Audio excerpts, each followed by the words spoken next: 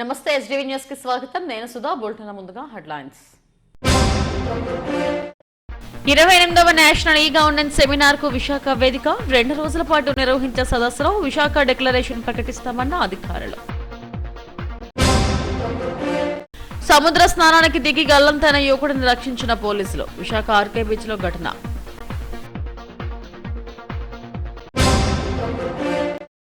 వికసిత్ భారత్ వైపు యువత అడుగులు వేయాలి. యాంటీ డ్రగ్ ర్యాలీలో బీజేపీ రాష్ట్ర అధ్యక్షుడు మాధవ్ పిలుపు. తలసేమియా పట్ల అప్రమత్తంగా ఉంటూ అవగాహన పెంచుకోవాలి. రెడ్ క్రాస్ తలసేమియా యూనిట్ 3వ వార్షికోత్సవంలో విశాఖ బ్రాంచ్ చైర్మన్ బాల సతీష్. 28వ జాతీయ ఈ గవర్నెన్స్ సదస్సుకు విశాఖ వేదిక అయింది. బీచ్ రోడ్లోని నోవోటెల్ హోటల్లో 2 రోజుల పాటు నిర్వహించే ఈ సదస్సుకు దేశవ్యాప్తంగా 1200 మంది ప్రతినిధులు హాజరవుతున్నారు. ముఖ్యమంత్రి చంద్రబాబు, డిప్యూటీ సీఎం పవన్ కళ్యాణ్లు ఈ సదస్సుకు హాజరవుతున్నారు. జాతీయ స్థాయిలో జరిగే ఈ సదస్సు 2024లో ముంబైలో జరిగింది. 2023లో హైదరాబాద్లో నిర్వహించారు. డిజిటల్ టెక్నాలజీ వైపు భారతదేశం ముందుకెళ్తున్న నేపథ్యంలో ఈ సదస్సుకు ఎంతో ప్రాధాన్యం ఉందని రాష్ట్ర IT secretary Katamaneni Bhaskar, joint secretary Charitha చౌహాన్లు తెలిపారు. నోవోటెల్ హోటల్లో మీడియాతో మాట్లాడారు. విశాఖలోని ఇండియన్ ఇన్స్టిట్యూట్ ఆఫ్ మేనేజ్మెంట్ ఈ సదస్సుకు నాలెడ్జ్ పార్ట్నర్ గా వ్యవహరిస్తుందన్నారు. జమ్మూ కాశ్మీర్, కేరళ, గుజరాత్ వంటి రాష్ట్రాల నుండి ప్రతినిధులు హాజరవుతున్నారు. 6 సెషన్స్ లో ఈ సదస్సును నిర్వహిస్తున్నారు. విశాఖను ఐటీ హబ్ గా ఎలా అభివృద్ధి చేయాలనే అంశంపై కీలక ఉపన్యాసాలు నిర్వహిస్తున్నారు. ఈ గవర్నెన్స్ లో జాతీయ స్థాయిలో అవార్డులు అందుకున్న 19 మందిని డిజిటల్ ప్లాట్ఫామ్ పై సత్కరిస్తామన్నారు. విశాఖ డిక్లరేషన్ రోడ్ మ్యాప్ కు అవసరమైన కార్యాచరణ కూడా రూపొందించనున్నారు. ఈ గవర్నెన్స్ లో ప్రతిభ కనపరిచిన 100 మంది అధికారులకు నగదు ప్రోత్సాహకాలు కూడా అందించనున్నారు. పంచాయతీ స్థాయిలో ఈ గవర్నెన్స్ ను అమలు చేసిన 4 కలెక్టర్లను సత్కరిస్తామని చెప్పారు. ముఖ్యంగా డిజిటల్ సొల్యూషన్స్ పై కేంద్ర ప్రభుత్వ కార్యదర్శులు దేవేది చతుర్వేది, వివేద భరద్వాజులు కీలక ఉపన్యాసాలు చేస్తారని వెల్లడించారు. The nodal department for convening the National E-Governance Conferences. So this is the 28th such National E-Governance Conference that is being held. And we are extremely grateful to Government of Andhra Pradesh, the Honorable Chief Minister, Shri Nara Chandrababu Naidu Garu, who's been a visionary in taking e-governance models forward, and Shri Katamneni Bhaskar Garu, who has been working with us tirelessly for the last several months to curate this conference. The theme of this conference is Viksit Bharat, Civil Service and Digital Transformation. So this takes forward Honorable Prime Minister's vision of maximum governance, minimum government, which seeks to bring citizens and government closer using technology. As you have seen, more and more technology options for improving service delivery, as also for digital secretariats, have been brought in. Government systems, process reengineering has been adopted. So this conference brings together about 1,200 delegates from across India. 1,200 delegates from across India. There are officers who are coming from northeastern states, from Jammu Kashmir, from Kerala, from Gujarat, Rajasthan, and so many officers coming from Government of India in New Delhi across all ministries.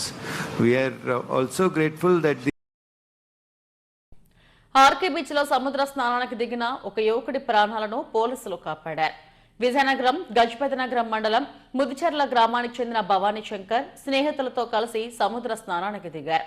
కెరటాలకు Bhavani Singh సముద్రంలోకి కొట్టుకుపోతుండగా అక్కడ విధుల్లో ఉన్న port marine సిబ్బంది కాపాడారు. అతని ఆరోగ్యం నిలకడగా ఉండటంతో కౌన్సిలింగ్ ఇచ్చి కుటుంబ సభ్యులకు సమాచారం ఇచ్చారు.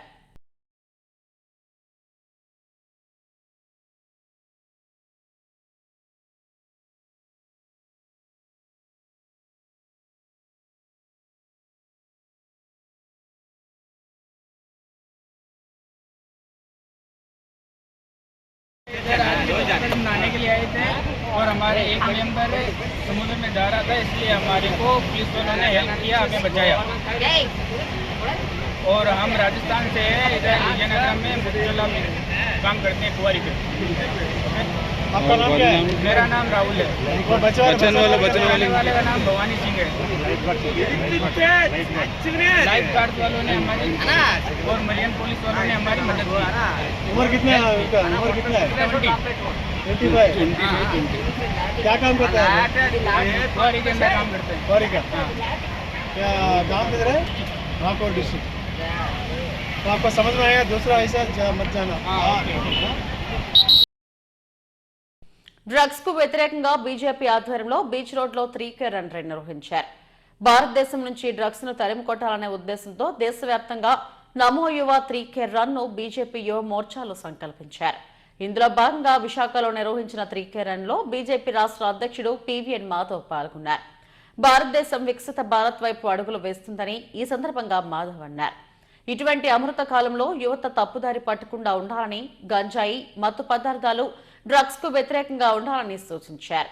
రాబోయే 2047కు ప్రపంచ దేశాల్లో భారత్ అగ్రగామిగా ఉండాలన్నదే కేంద్రంలోని బీజేపీ లక్ష్యమని మాధవ్ అన్నారు.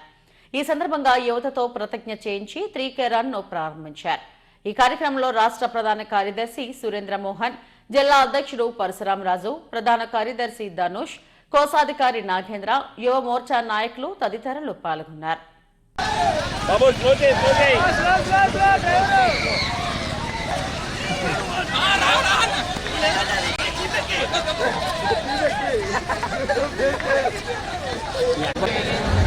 We pledge to live healthy, fit and disciplined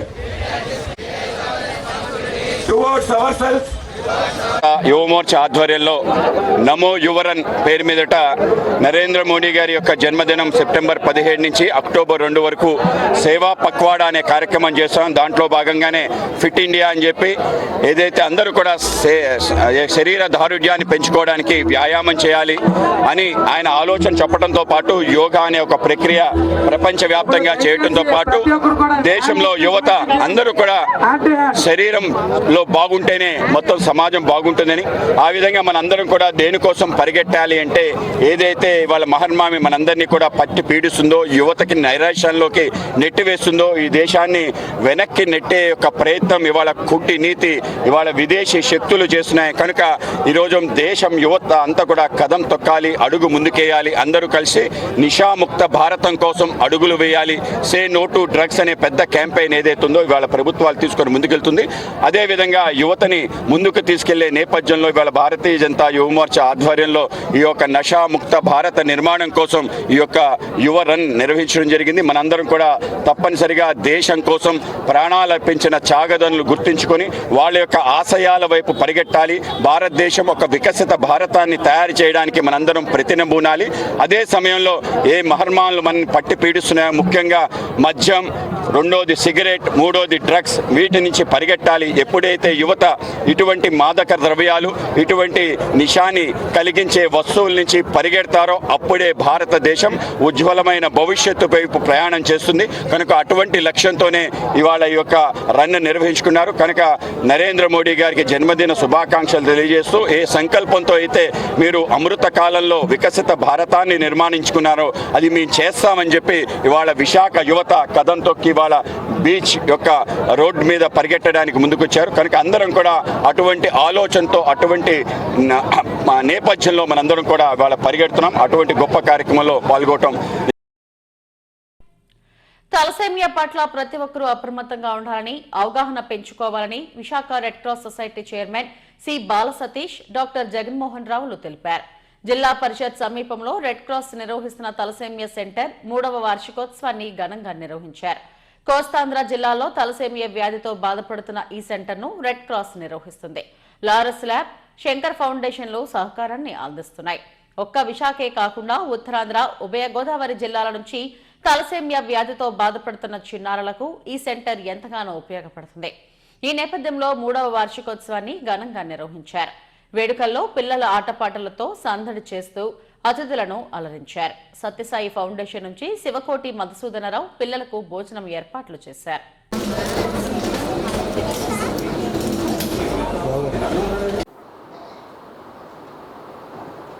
Laurus laboratories సపోర్ట్తో ఈ తలసేమియా సెంటర్కి మొత్తం ఎక్విప్మెంట్ ఇవ్వడం జరిగింది. అదేవిధంగా సంకల్ప్ ఫౌండేషన్ వారు బెంగళూరు వారు ఈ స్టాఫ్ ఎవరైతే ఈ తలస్మియా సెంటర్ మెయింటైన్ చేస్తున్నారో వాళ్ళకందరికీ స్టాఫ్ శాలరీస్ మరియు అదంతా వాళ్ళు చేస్తున్నారు. ఇండియన్ రెడ్ క్రాస్ సొసైటీ ఏమో ఇది ఆపరేట్ చేస్తుంది. ప్రతిరోజు ఆన్ అన్ యావరేజ్ ఒక 15 మంది పిల్లలకి ఈ తలస్మియా బ్లడ్ ట్రాన్స్ఫ్యూషన్ జరుగుతుంది. అదేవిధంగా చాలా మంచి ఉద్దేశంతో డాక్టర్ జగన్మోహన్ రావు గారు రిటైర్డ్ హెచ్ఓడి పీడియాట్రిక్స్ డిపార్ట్మెంట్ ఆయన అండర్లో ఇదంతా కూడా ఈ బ్లడ్ బ్యాంక్ ద్వారా ఈ తలస్మియా ట్రాన్స్ఫ్యూషన్ జరుగుతుంది. ఇది తలస్మియా అన్నది ఏంటంటే ఒక జెనెటిక్ డిసార్డర్, పేరెంట్స్ నుంచి వచ్చిన ఒక డిజీజ్ అన్నమాట. ఒక డిజీజ్ అంటారో దాన్ని, లేకపోతే ఒక డిసీజ్ని కొంచెం ఐడెంటిఫై చేయడం కష్టం. ఎందుకంటే చాలా నార్మల్గా ఉంటారు. బ్లడ్ టెస్ట్కి వెళ్ళినప్పుడు తెలుస్తుంది ఈ డబ్ల్యూబీసీ సెల్స్ కానీ ఆర్బీసీ కానీ సఫిషియెంట్ క్వాంటిటీలో లేదని. మామూలుగా పిల్లలు ఏదో చెప్తారు, నీరసంగా ఉంది, తలనొప్పి ఉంది అంటే ఎండ్లో ఆడుకుంటున్నారు వద్దు అని చెప్పి చెప్తారు. కానీ ప్రతి వాళ్ళు కూడా రెగ్యులర్గా పిల్లలకి ఎవరైనా కంప్లైంట్ ఇస్తే దాన్ని నెగ్లెక్ట్ చేయొద్దు. పేరెంట్స్కి ఎస్పెషలీ ప్లీజ్ వాళ్ళని ఒక మెడికల్ స్పెషలిస్ట్ దగ్గర, జనరల్ మెడిసిన్ డాక్టర్ దగ్గర తీసుకెళ్ళి చూపిస్తే వాళ్ళు ఐడెంటిఫై చేసి కొన్ని బ్లడ్ టెస్టులు రాసిన తర్వాత సో ప్రతిదీ ఇప్పుడు మన దగ్గర ఫెసిలిటీ అన్నది ఉంది. ఆ ఫెసిలిటీని మనం ఇగ్నోర్ చేసి అనవసరంగా పిల్లల జీవితాలు మనం పాడు చేయకూడదు. శరీరంలో ప్రతి కణానికి ఆక్సిజన్ కావాలి. ఆక్సిజన్ అందజేసేది ఏది? రక్తం నుంచి హెమోగ్లోబిన్ అందజేస్తుంటుంది. కాబట్టి ఆక్సిజన్ వెళ్ళటానికి తక్కువైతే, ఈ రక్తం తక్కువైతే దాన్ని మనం రక్తహీనం, ఎనీమియా అంటుంటాం. ఈ ఎనీమియాకి ముఖ్యంగా 3 కారణాలు ఉన్నాయి. ఒకటి ఏంటంటే అసలు రక్త కణాలే తయారవ్వకపోవడం. ఎముకల్లో కదా రక్త కణాలు తయారవుతుంటే అసలు తయారవు వాళ్ళు. సామాన్యంగా ఇవేంటంటే చాలా కారణాల వల్ల వస్తుంటాయి. మోస్ట్ కామన్ ఏంటంటే మనకు ఐరన్ డెఫిషియన్సీ అనేవి అంటాం. 90% సుమారుగా మోర్ దాన్ 90% ఎనీమియాస్ అన్ని రక్తహీనతలు అన్నీ సింపుల్ ఐరన్ ట్యాబ్లెట్ వేసుకుంటే తగ్గిపోతుంది. కానీ అది రక్తం తయారవడంలో తేడా. రెండో కారణం ఏంటంటే తయారైన రక్తం విరిగిపోతుంటుంది. విరిగిపోయి ఏమంటాం దాన్ని బ్రేక్ డౌన్ అయిపోతుంటుంది అన్నమాట. హెమోగ్లోబిన్ విడిపోతుంటుంది. దీన్ని ఏంటంటే విచ్ఛిన్నం, రక్త కణాలు విచ్ఛిన్నం అవుతుంటాయి అన్నమాట. విచ్ఛిన్నమై వచ్చే రకాల ఎనీమియాస్, అందులో ఈ తెలసీమియా ఒకటి. తెలసీమియా, సికిల్ సెల్ ఎనీమియా, అలాంటి హెమోగ్లోబినోపతీస్ ఇతర కారణాలు ఉన్నాయి. ఇక్కడ ఒక తెలసీమియా కాదు, మిగతా కారణాలకు కూడా మనం వైద్యం చేస్తుంటాం. సికిల్ సెల్కి కూడా ట్రీట్మెంట్ ఇస్తున్నాము, తెలసీమియాలకు ట్రీట్మెంట్ ఇస్తున్నాము. ఈ ముఖ్యమైనవి అన్నమాట. తమ సమస్యలు పరిష్కరించాలని కోరుతూ ఈపీడీసీఎల్ ఉద్యోగుల జేఏసీ ఆధ్వర్యంలో నిరసన తెలిపారు. తమ సమస్యలు పరిష్కరించాలంటూ 10 నెలలుగా ఆందోళనలు చేస్తున్నప్పటికీ యాజమాన్యం నుంచి ఎటువంటి స్పందన లేదని జేఏసీ నేతలు తెలిపారు. జేఏసీ రాష్ట్ర వ్యాప్తంగా ఇచ్చిన దశల వారీ పోరాటంలో భాగంగా ఆదివారం గ్రీన్ పార్క్ రోడ్లోని ఈపీడీసీఎల్ కార్యాలయం వద్ద నిరసన తెలిపారు. నూతనంగా ప్రవేశపెట్టిన సర్వీస్ రూల్స్ ను నిలుపుదల చేయడానికి ఇచ్చిన హామీని నేటికి నెరవేర్చలేదని చెప్పారు. ఈ నేపథ్యంలో తమ ఆందోళనను కొనసాగిస్తున్నామని చెప్పారు. యాజమాన్యం స్పందించకపోతే భవిష్యత్ కార్యాచరణ అమలు చేస్తామని హెచ్చరించారు.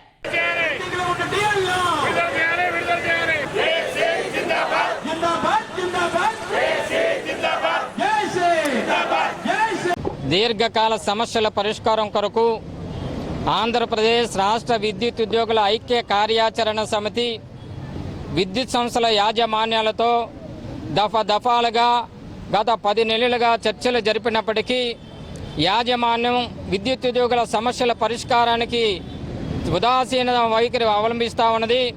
మా యొక్క సమస్యల పరిష్కారం కనుచూపు మేరలో కానరానటువంటి పరిస్థితుల్లో ఈ యొక్క దశలవారీ ఆందోళన కార్యక్రమానికి పిలుపివ్వడం జరిగింది.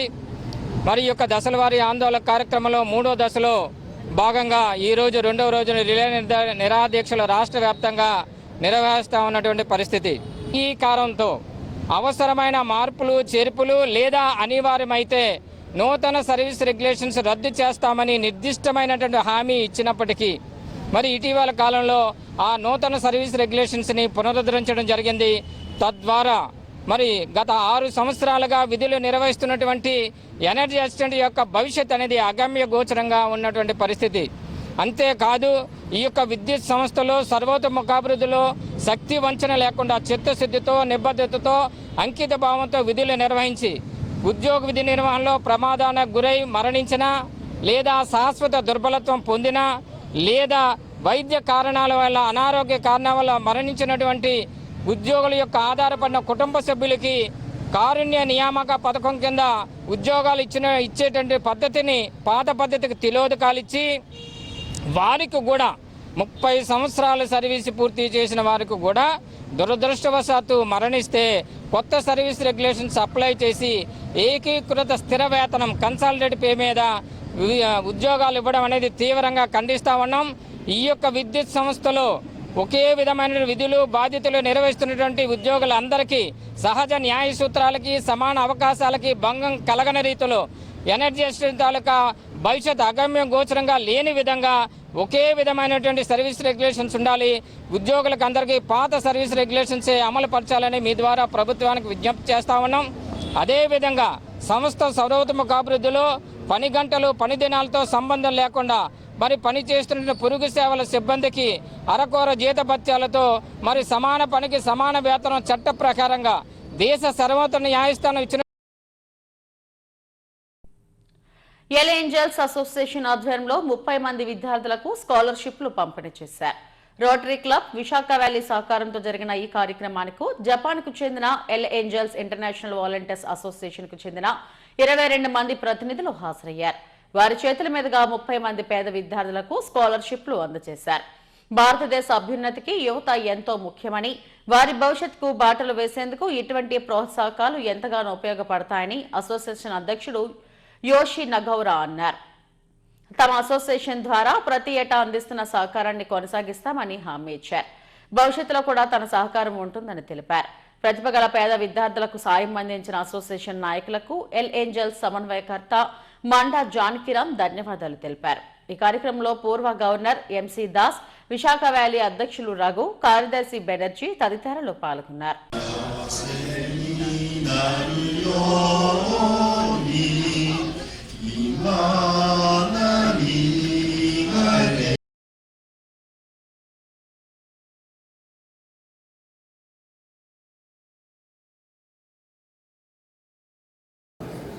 నా పేరు అపర్ణ. నేను 9th క్లాస్ చదువుతున్నాను. నేను L angels international volunteers association rotary club Visakha valley rotary క్లబ్కు చాలా థ్యాంక్స్ చెప్పాలి. ఎందుకంటే వాళ్ళు ఇచ్చిన ఈ స్కాలర్షిప్ మనీతో నేను నా స్కూల్ పర్పస్ కోసం ఫీజు కట్టి నేను బాగా చదువుకుంటున్నాను. చాలా థ్యాంక్స్ చెప్తున్నాను. నేను ప్రియాంకాస్ విద్యోదయ హై స్కూల్లో చదువుతున్నాను. చాలా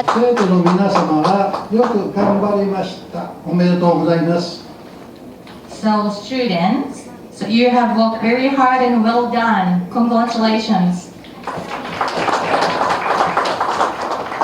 この式典に配しご尽力いただきましたビシャカパトロムのロータリークラブの皆様に心から感謝申し上げます。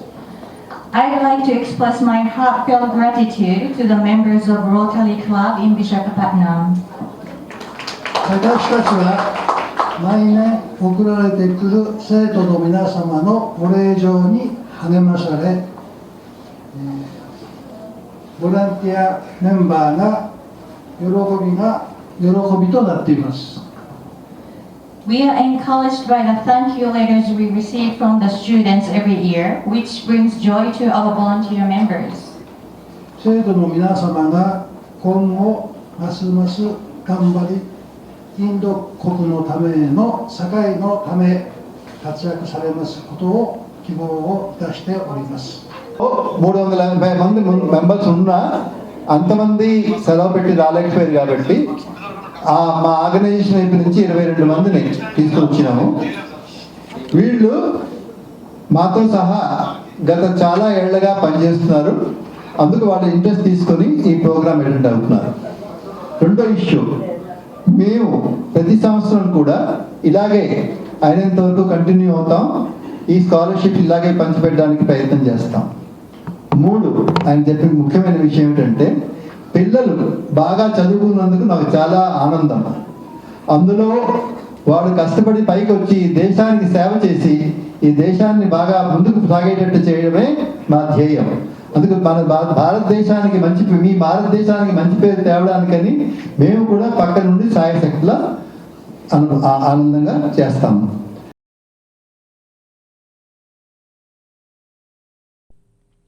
రాష్ట్ర వ్యాప్తంగా పలు చోట్ల భారీ వర్షాలు కురుస్తున్నాయి. రహదారులు లోతట్టు ప్రాంతాలు జలమయమయ్యాయి. రోడ్లపైకి వర్షపు నీరు చేరి ప్రజలు ఇబ్బందులు పడుతున్నారు. కోస్తాంధ్ర జిల్లాలతో పాటు రాయలసీమ జిల్లాల్లో కూడా భారీ వర్షాలు కురుస్తున్నాయి. బంగాళాఖాతంలో ఉపరితల ఆవర్తనం కారణంగా ఏపీలో 3 రోజుల పాటు మోస్తారు నుంచి భారీ వర్షాలు కురిసే అవకాశం ఉందని వాతావరణ కేంద్రం తెలిపింది. తీరం వెంబడి గంటకు 40 నుంచి 60 కిలోమీటర్ల వేగంతో ఈదురుగాలులు వీస్తాయి. బుధవారం వరకు మత్స్యకారులు వేటకు వెళ్లొద్దని సూచించారు. ఈ వర్షాలతో ప్రజలు ఇబ్బందులు పడుతున్నారు.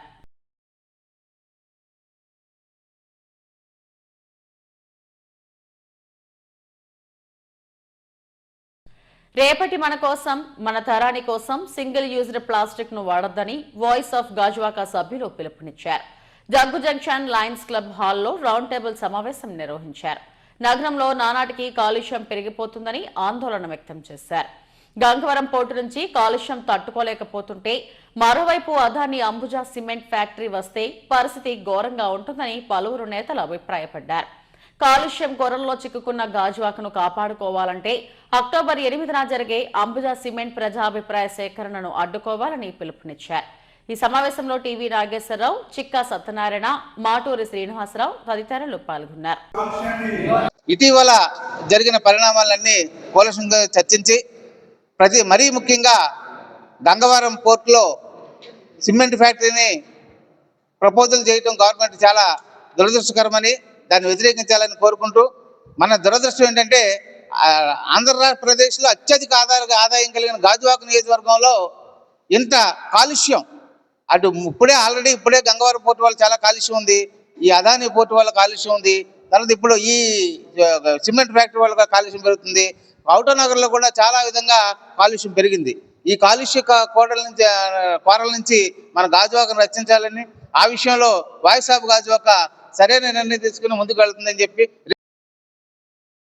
ప్రజాప్రతినిధులు కానివ్వండి, కార్పొరేటర్లు కానివ్వండి, అందరితో కూడా మేము సంప్రదించి కార్యక్రమాలు చేసుకుంటాం. అలాగే ఇటీవల ఆగస్టు 2వ తారీఖుని మేము గంగవరం పోర్టులో ఏరియాలో పర్యటించి విశాఖపట్నం నుంచి ఒక గ్రేటర్ విశాఖపట్నం సిటిజన్స్ ఫోరం అని ఒక టీంతో వచ్చి ఇక్కడ గంగవరం పోర్టులో అందరితోనూ సమావేశం ఏర్పాటు చేసాం. అక్కడ కాలుష్యం మీద ఒక వీడియో తీసి ప్రభుత్వం పంపడం జరిగింది. మేము అవసరమైతే నేషనల్ గ్రీన్ ట్రిబ్యునల్ ఎన్జిటి దాంట్లో కూడా వెళ్తున్నాము. ఎలా అయితే గాజువాకలో కావచ్చు, విశాఖపట్నంలో కావచ్చు, కాలుష్యం మీద కొంచెం పోరాటం తీవ్రతరం చేయవలసిన అవసరం ఉంది. ఆ విధంగా వాయిస్ ఆఫ్ గాజువాక ముందుకెళ్తుందని. సింహాచలం వరాహలక్ష్మి నరసింహస్వామిని హైకోర్టు న్యాయమూర్తి జస్టిస్ మానవేంద్రరాయ్ దర్శించుకున్నారు. తొలుత ఈవో త్రినాథరావు ఆలయ వైదికులు పూర్ణ కుంభంతో స్వాగతం పలికారు. కప్ప స్తంభాన్ని ఆలింగనం చేసుకున్నారు. అనంతరం స్వామివారిని దర్శించుకుని ప్రత్యేక పూజలు నిర్వహించారు. అర్చకులు వేదాశీర్వచనం అందజేయగా అధికారులు స్వామివారి తీర్థ ప్రసాదాలు అందజేశారు.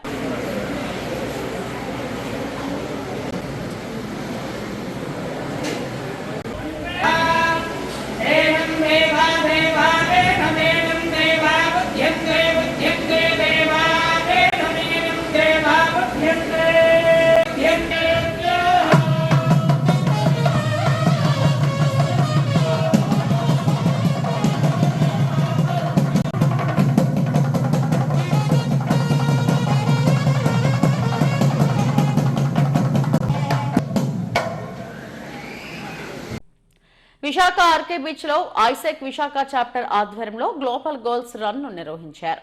ఈ రన్ కేవలం వ్యాయామం కోసం కాదని సుస్థిర అభివృద్ధికి అవగాహన కల్పించేందుకు ఏర్పాటు చేశామని వక్తలు తెలిపారు. United nations sustainable development goals పై అవగాహన పెంచి ప్రజలు మరింతగా ముందుకొచ్చేందుకు ప్రేరేపించడమే ఈ కార్యక్రమం ముఖ్య ఉద్దేశమని వక్తలు తెలిపారు.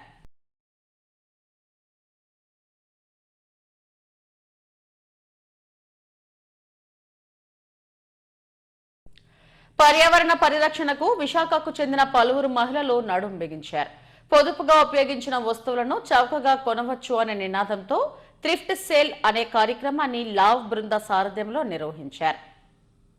చాలా మంది వాడి వదిలేసిన వస్తువులను తాము సేకరించి మిగిలిన వారికి ఉపయోగపడే విధంగా చేస్తామని మహిళలు తెలిపారు. దీని ద్వారా వచ్చే నిధులతో విశాఖ నగరంలో పర్యావరణ పరిరక్షణకు ఉపయోగించేలా కృషి చేస్తున్నామని చెప్పారు. మొక్కలు పెంచడం, పర్యావరణాన్ని కాపాడటం, ఇంకుడు గుంతలపై అందరికీ అవగాహన కల్పించడం వంటి కార్యక్రమాలు తాము చేపడుతున్నట్టు చెప్పారు. కార్యక్రమంలో సంస్థకు చెందిన డాక్టర్లు, విద్యావంతులైన మహిళలు పాల్గొన్నారు.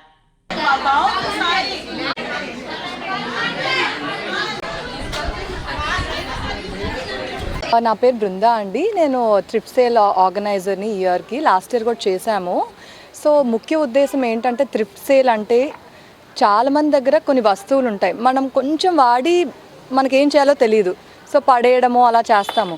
సో అవి మేము కలెక్ట్ చేసి ఉపయోగపడే వాళ్ళకి సెల్ చేస్తున్నాం అనమాట. సో మేము చూసింది ఏంటంటే లాస్ట్ 2-3 ఇయర్స్ నుంచి చాలా రెస్పాన్స్ ఉంటుంది, ఎందుకంటే అవన్నీ మంచి బట్టలు. సో పీపుల్ కూడా చాలా హ్యాపీగా ఉన్నారు కొనుక్కొని. సో ఇప్పుడు మేము రేస్ చేసిన మనీతో చాలా క్లైమేట్ చేంజ్ యాక్టివిటీస్ చేసాము ఆల్రెడీ. సో వన్ థింగ్ ఏంటంటే లాస్ట్ ఇయర్ మియావాకీ ప్లాంటేషన్ ఒకటి స్టార్ట్ చేసాము. సో మనకి సిటీస్లో చాలా కాలుష్యం పెరుగుతుంది కాబట్టి ఏం చేసామంటే ఒక చిన్న మినీ ఫారెస్ట్ లాగా తయారు చేసాము. సో లాస్ట్ ఇయర్ ఒక చిన్న సాప్లింగ్ లాగా పెట్టింది, ఇప్పుడు చూస్తే చాలా పెద్ద ఒక ఫారెస్ట్ లాగా అయిందనమాట. So that is the importance of Miyawaki plantation. So నేను అందరినీ ఎంకరేజ్ చేసేది ఏంటంటే మీ దగ్గర మీ ఉన్న చిన్న స్పేస్లో కాలనీస్లో ఇట్లా మియావాకీ ప్లాంటేషన్ అనేది గ్రో చేయండి. So we can save the earth. Thank you. Headlines మరోసారి. 28వ నేషనల్ ఈ గవర్నెన్స్ సెమినార్ కు విశాఖ వేదిక. 2 రోజుల పాటు నిర్వహించే సదస్సులో విశాఖ డిక్లరేషన్ ప్రకటిస్తామన్న అధికారులు. సముద్ర స్నానానికి దిగి గల్లంతైన యువకుడిని రక్షించిన పోలీసులు. విశాఖ ఆర్కే బీచ్ లో ఘటన.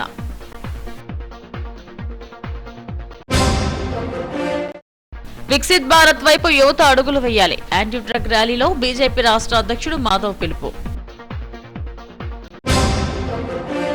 తలసేమియా పట్ల అప్రమత్తంగా ఉంటూ అవగాహన పెంచుకోవాలి. రెడ్ క్రాస్ తలసేమియా యూనిట్ 3వ వార్షికోత్సవంలో విశాఖ బ్రాంచ్ చైర్మన్ బాల సతీష్.